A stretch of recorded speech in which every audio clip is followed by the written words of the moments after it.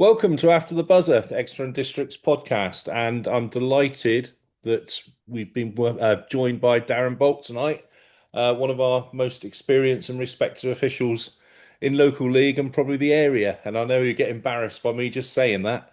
So thank you for spending time out of your day to come and join us, Darren, and give us a little bit of. I'm not going to say your wisdom, all right, because we'll put that to one side because we save that for when you're tutoring new officials. But we're just all interested. The whole point of these podcasts is just to show that people who have come from our area, how they can progress through basketball if they want to take it, what routes are there, and what opportunities are there. And it's just really nice to hear stories and the background from different people. So, what sort of age did you start? Because you were a basketball player first, weren't you? I was, yeah. But before we start, Carl, let me say I don't think I've ever had the opportunity to share my journey in terms of basketball with anyone. My wife, because we knew each other from a very early age, probably knows my story better than anybody. But so I'm really privileged. I'm really grateful. Thank you to you for giving me this opportunity. So, yeah, going back to the question, I started playing as a 12-year-old. I was introduced to the game at school by my PE teacher, Dave Mills, who some may know locally. And I fell in love with the game.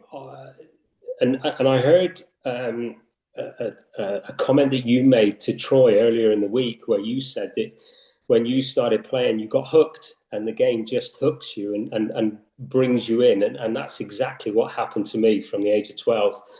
I just wanted to, I wanted to play, I wanted to train, I wanted to be with people who shared my passion of arguably what is the best game in the world. So that's where it started for me. I played for the school at various age levels. My parents bought me a basketball for Christmas one year, and I'd take that down to the local park.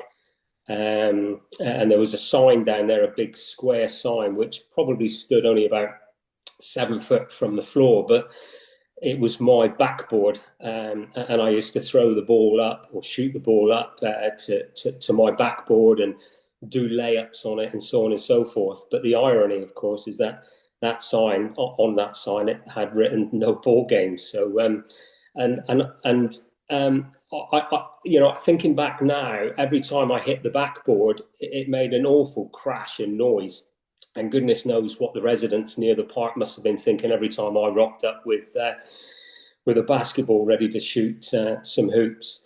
They were probably chuffed to bits that the council put that sign up. Yeah, well, it's ironic, isn't it? Because I Yeah. don't know whether you've seen in the news today, but apparently they're taking whatever no ball game signs are up now, they're looking at taking them down so that kids stop using their mobile phones and tablets and devices and so on and so forth, and with the hope that they'll go out and play ball, whether Yeah. that's basketball or football or whatever. But Grab a basketball, go down and check it. See if the sign's still up. absolutely, absolutely.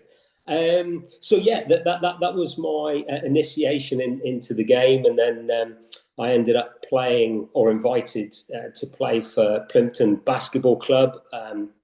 Under the sort of tutorage of Millsy and Larry Tremaine and others, and my love for the game just grew from there. To be honest, mate, I mean, I could go on and on and on, and I don't know what sort of questions you How, want to how ask, or did whether you you.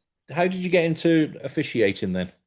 Well, What caused that transition from being a player? Because different people have different stories.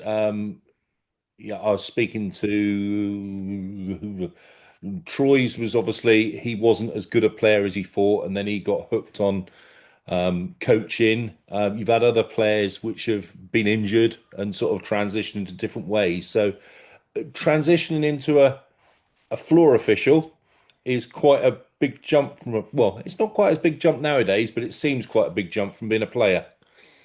yeah, it does, and like you quite rightly say, different people do it for different reasons, don't they? My reason was quite simple. I think as I said, I was passionate about the game, and I just wanted to be around people that were involved in the game. So if I wasn't playing or training, I would rock up to watch other people train. And then, of course, they'd say, "Well, if you're not doing anything, do you fancy putting a whistle in your mouth and running up and down the court and try and make some calls?" Um, and I suppose those were my first sort of footsteps into that arena. I remember, being licensed as a referee back in the sort of early 90s wasn't so much of an issue with BE. And I rocked up to a Plymouth local league game once and refereed with a senior official who I didn't think really did a very good job at all. In fact, I think he was there simply for the money. And we're not talking huge amounts back No. in those days. And when I went to collect my cash at the end of the game, I think he rocked up with maybe £3, something like that. And they said, "Well, because you're not licensed with BE, this is your £1.50." And I thought, well, hang on a minute. I've not only done the same game as he's done, I've probably done it better as well, or arguably done it better.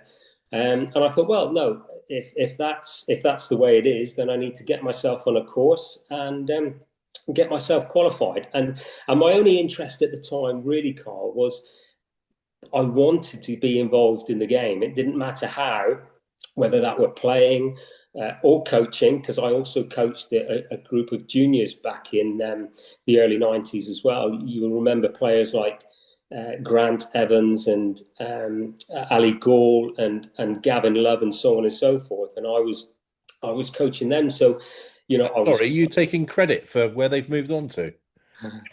I wish I could. I mean, the reality is that they were a hugely talented bunch of individuals. They really were.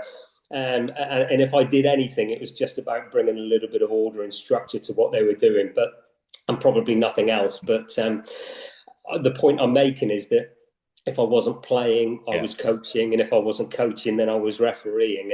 And initially, I think the refereeing part was just to try and put something back into the game that had given me so much, even at that early stage. And it might sound trite, but that's genuinely why I did it. And I Uh, had no ambitions outside of just refereeing a basketball match, whether that was a junior game or a local league game or just a scrimmage game. That was it.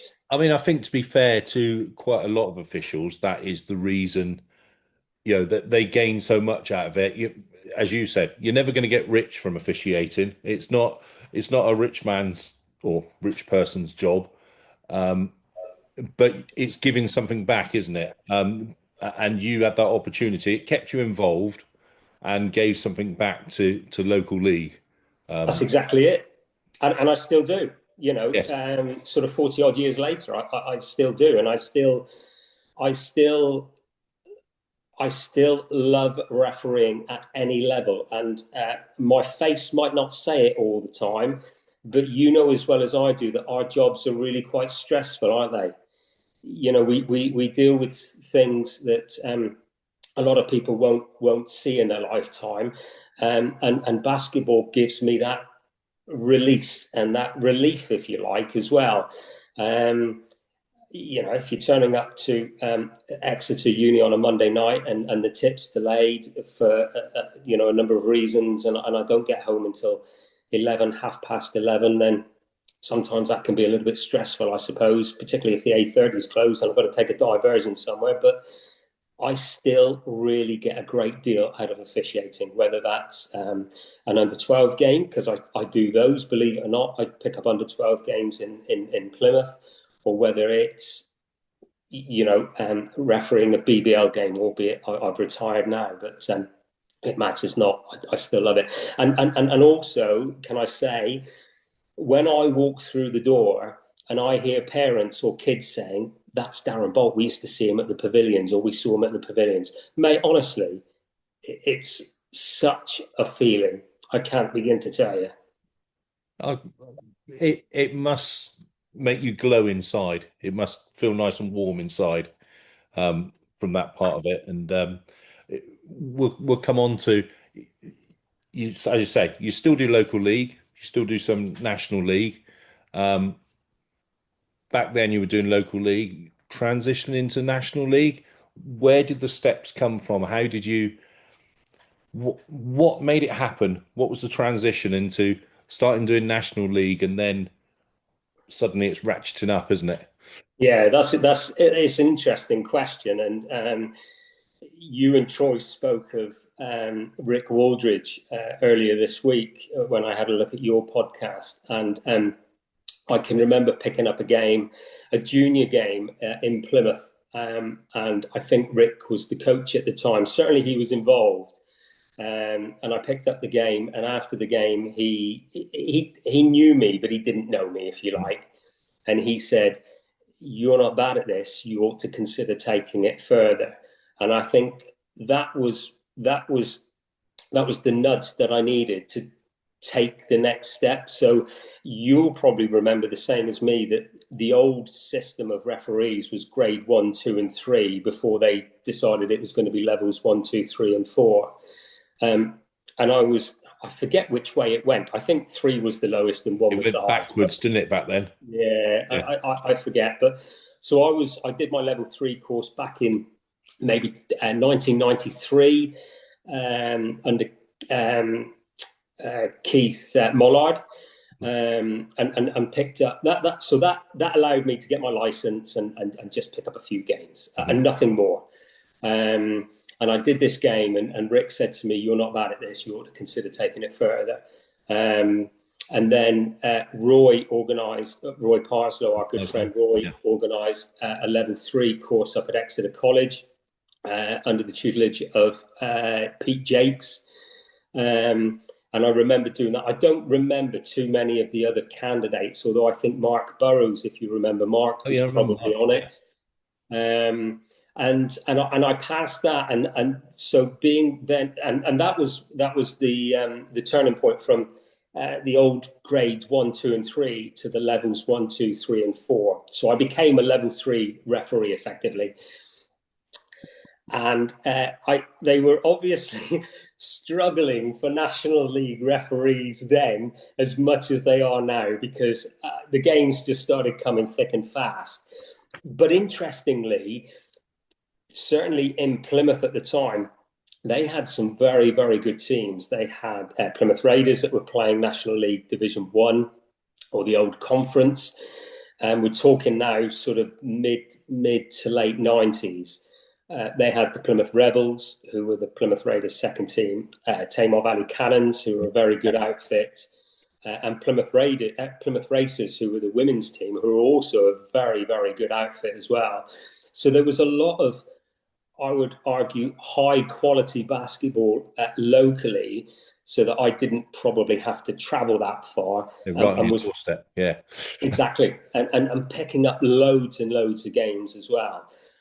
But therein lies an issue as well, which we might touch on later. But so I was immersed in National League games, and also what was happening is that although I might have been picking them up locally, they were bringing in referees, good quality referees as well.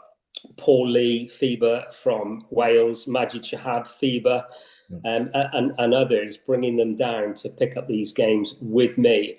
And I think what happened was, and no one's told me this, I'm only surmising, I think what happened was that these people were going back and saying, "This kid's not bad. He's got a bit of potential, a bit raw, but if we pick him up and run with him and give him a little bit of advice and guidance and support, he could be fairly good." So I think that's probably what happened. I was going to say that's what you'd expect in relation to that, isn't it? Exactly the same as yourself nowadays. If you turn up, or in previous years turn up and there's someone there, you would expect those messages to go back to say, "Look, there's someone down here doing local league or national league on a lower level. We need to pay attention. This person could be a goer." Yeah, and that's exactly what's happened. And you know as well as I do that a couple of years ago I was working with Ethan Phillipson, and my call to Simon Unsworth to say that here's a kid that really has a great deal of potential. I worked with Ethan as his referee coach a couple of years ago, got him through his level 3. And then we had Lottie Evans from Yeah. Exeter. Yeah. Again, another phone call to Simon Unsworth to say, look, here's a kid that if you're happy, stick her in a Division 3 National League game with me, and we'll see how she gets on. And she did very well as well. We've got Gareth Cooper locally, who, again, I was his referee coach. Just passed, doesn't he? His level 3, just Just qualified. got through his level 3, and we've got others locally as well. Kobe Collins, who's a young kid, and Will Folds as well. And it just feels at the moment that we've got some really good potential, young good potential locally that really could make a massive difference to officiating throughout the Southwest in years to come, for sure. And they take a lot of nurturing, don't they? I mean, let's be honest. We have to nurture, mentor, not necessarily wrap them in cotton wool, but we've got to protect new officials coming through. The last thing we want is, bad matches for the officials because of bad behaviour or something. They need to be with the right people. Yeah, they do. And the thing is, as a player and as a coach, we allow players to make mistakes, don't we? Because if you don't make mistakes, then you don't learn from them. But as an official, sometimes the coaches and coaches and players are. And I understand it's a passionate sport, and people want to win and don't want to lose, and so on and so forth. But we're more reluctant to allow our referees to make mistakes. So yeah, you're right. We do need to nurture them. We need to make sure that those officials are paired up, or you guys utilise the 3PO system quite a lot in the Exeter League, which is a godsend. Stick them with good referees that are going to look after them, that are going to provide them with the right guidance and support and advice so that they can make those mistakes, so that they learn from those mistakes and get better. Yeah. I'm telling you now, and you know as well as I do, I always, whenever I have a conversation with a player or a coach, I still make mistakes, and I still make the same mistakes that I've always made. It's just human error. It's one of those things. But of course, because of my experience and knowledge, I probably get away with it a little bit more than someone like one of our younger referees. Yeah, no, I understand that. At this stage, are you still playing? Not talking about now. All right. Not talking about now. I'm talking about the stage in your officiating career where you're starting to get noticed by other people.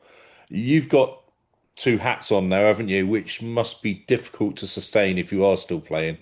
Yeah, and I was. So, and it also coincided with me joining the police back in the 90s, mid to late 90s. So I moved away. I joined Sussex Police before transferring back to Devon and Cornwall in 2002. So, and again, you'll know as well as I do that your 2-year probation, as it was, is quite a stressful time. And as you quite rightly say, you're never going to get rich from refereeing basketball. And of course, my job paid the bills, paid the mortgage and the bills, and so on and so forth. So that took precedence, and I, if you like, I sort of stepped out. I still did a little bit, but I stepped out of the game largely until I came back to Devon and Cornwall, and then bizarrely got roped into playing for the police team as well. I don't know who the hell. Yes, I think I remember that.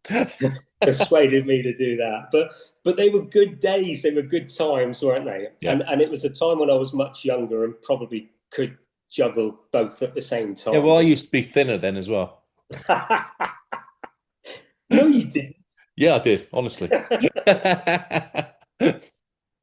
So yeah, so you've come back, Yes, played a game for the police, and decided at that stage that playing that was it. for you.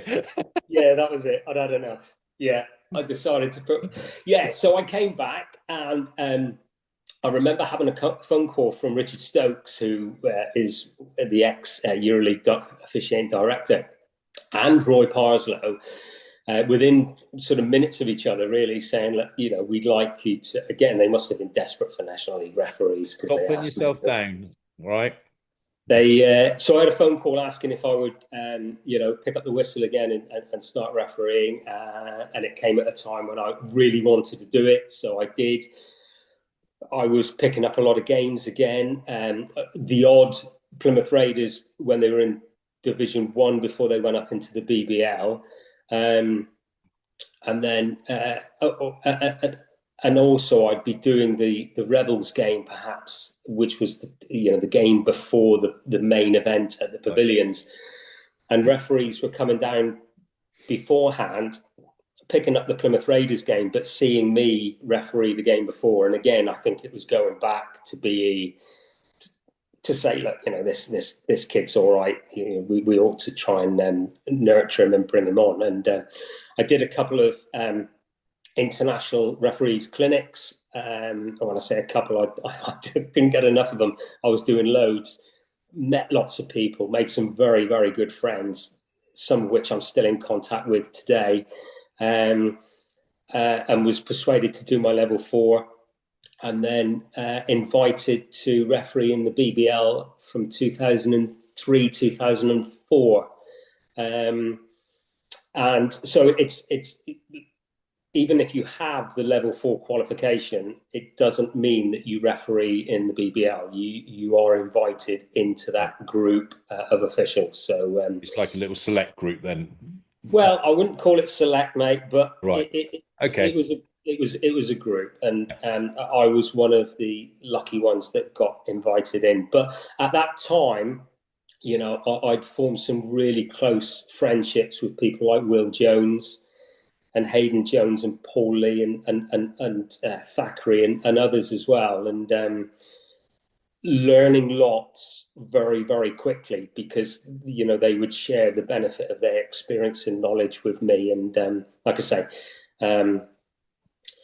learning a lot. And I remember one Monday I was in work, and I had a phone call from Will Jones to say Plymouth Raiders have got a home game on the Wednesday at the Pavilions against Milton Keynes. He said he was due to come down with Hayden and pick up the game, but he's going to tell the BBL that he's injured, and asked if I was able to do the game. And I just danced around the office, and I'm like, yes, I'll have that, please.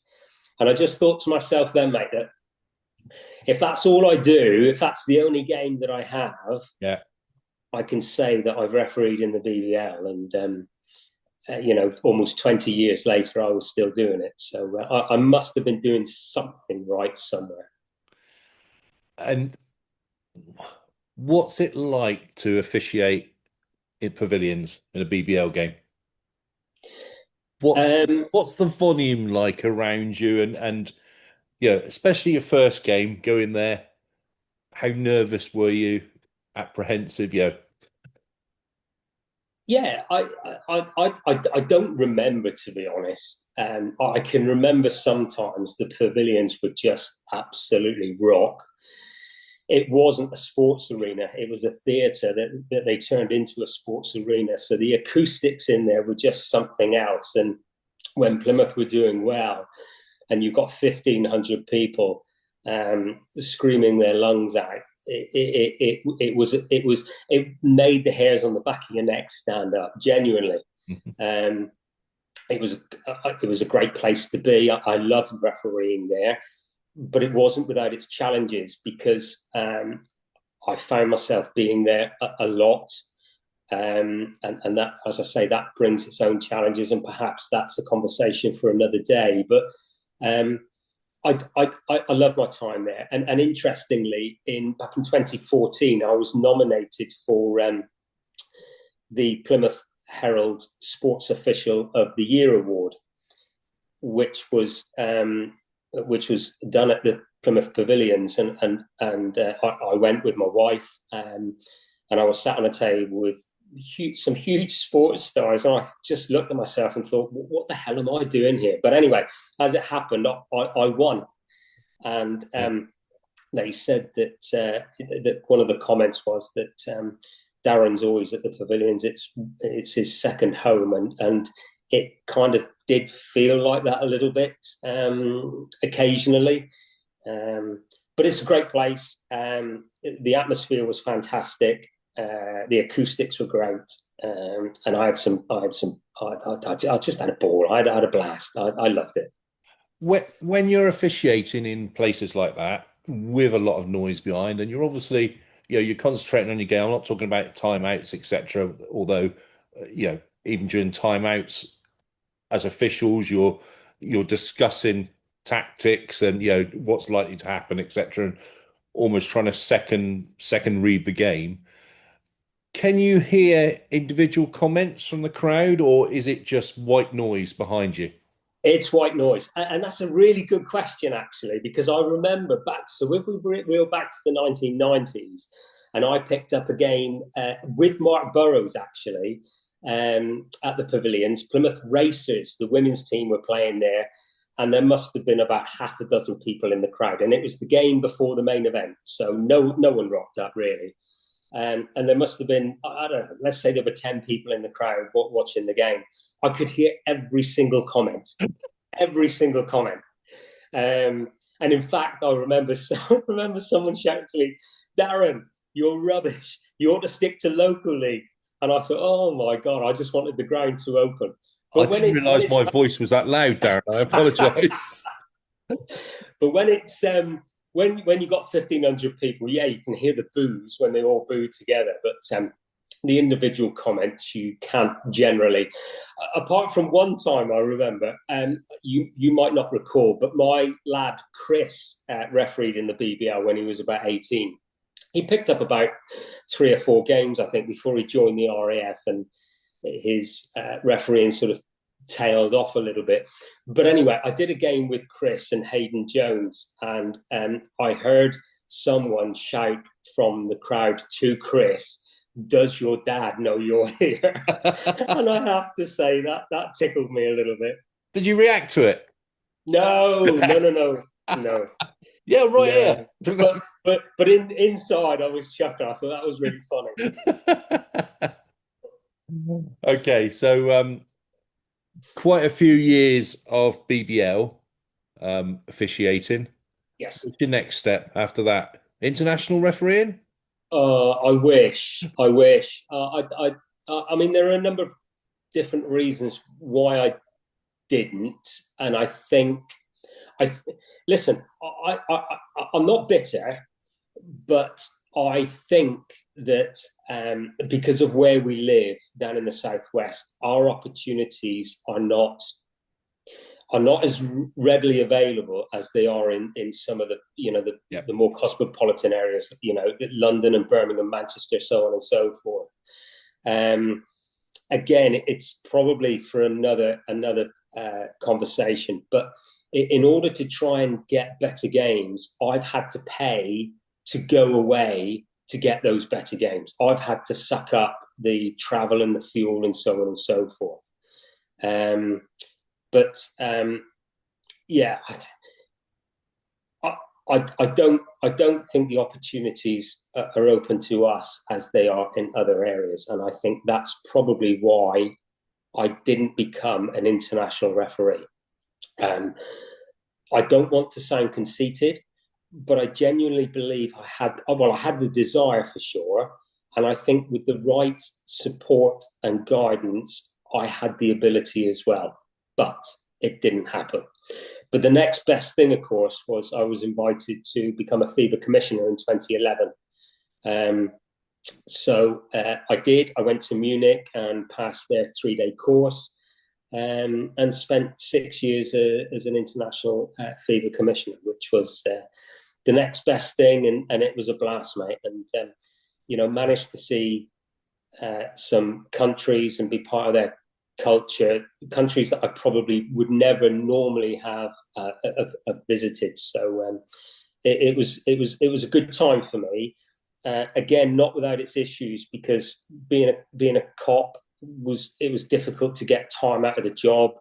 It was a 3-day commitment at least. You had to you had a day's travel. You had to be in the city of the game the night before the game, and then you had the game day, and then you could go home the following day. So it was always a 3-day commitment. And if you're picking up, let's say for argument's sake, you're picking up 10 games a season.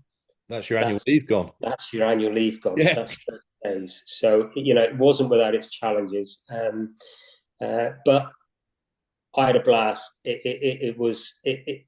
I never thought I'd referee in the BBL, but to be part of the game internationally was great, and I had a blast, as I say. What countries did you take in then? Just brief, yeah. East European or Yeah, than that? France, Spain, Macedonia, Hungary, Poland, Sweden, Greece. Yeah, as a discussion with Troy, European basketball is a hotbed of basketball. Yeah, and not completely different, officiated differently as well. And I did have that conversation with Troy. I heard. Yeah, right. It was in that one. It wasn't in part two. That's all right then. Yeah, no, I heard, and I think he's right. But I'd also say that I think the game is played differently in Europe than it is in the UK. Very few teams in the UK employ your orthodox centre. It's I don't want to sound disrespectful, but I think there's a little bit more structure to the game in Europe than there is in the UK. I think we've got some incredibly talented individuals operating in the BBL. But I think if you speak to a lot of the BBL players, they would say that the BBL is simply a springboard to something better, and probably better in Europe. Yeah, no, yeah, I think you're probably right. I've got to ask this: most embarrassing moment officiating, putting you on the spot. Oh my, I don't know. I don't know. I got. I don't know. No, that's all right. Goodness me. Listen, I've made some howlers.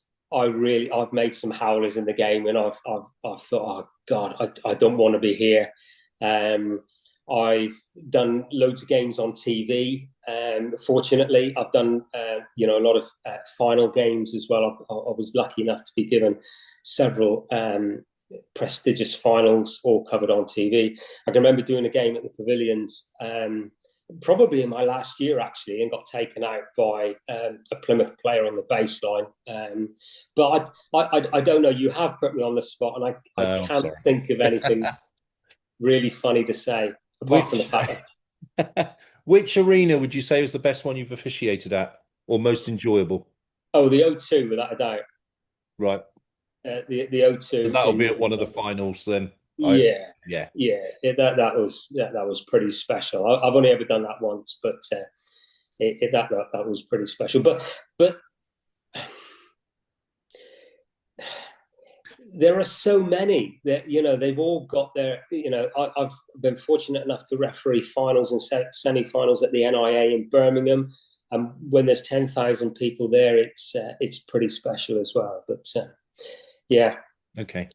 And bit of advice, new officials coming on. What's your magic piece of advice to new officials when they start off on their journey? Well, firstly, don't be afraid to ask. I find that people seem to be afraid to ask questions, but don't. I always say in any of the referee courses that I do, there's my number, there's my email address. If you've got any questions, then please ask. But the single biggest, and you guys do it really well up in Exeter when you record games, get that recording and have a look back at yourself. Have a look back at yourself. Have a look at the calls that you've made and the calls that you've not made, and try and work out if they're wrong, if you've missed a call or you've made an incorrect call. Try and work out why you think you've made that incorrect call. And generally speaking, it will be because you're not in the right position.